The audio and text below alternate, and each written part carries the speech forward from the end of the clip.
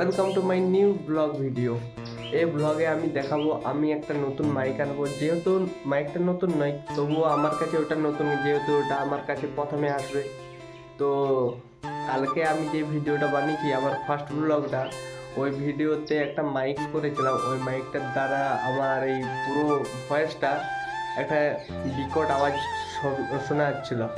ওই আওয়াজটা যাতে ক্লিয়ার আসে, ওই জন্য আমি একটা নতুন মাইক আনবো। যদিও ওইটা আমার কাছে নতুন নেই, ওটা দাদার একটা ছিল আগে, একটা দাদার, তার কাছ থেকে আমি ওই মাইকটা নিয়ে আসবো।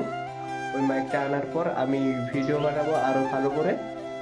তো এখন আমি যাব ওই দাদার কাছে গিয়ে মাইকটা আনবো। আমি প্রথম ভিডিও বানানো শুরু করেছি।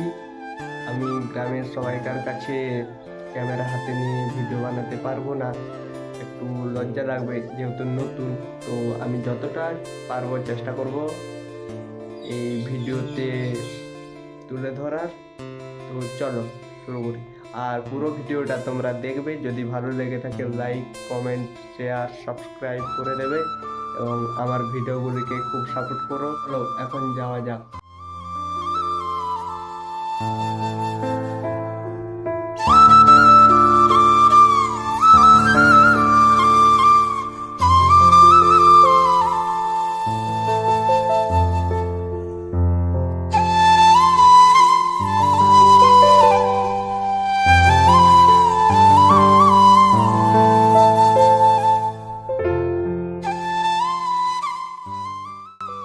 তো গাইস, আমি এখন বাড়ি চলে এসেছি মাইকটা নিয়ে।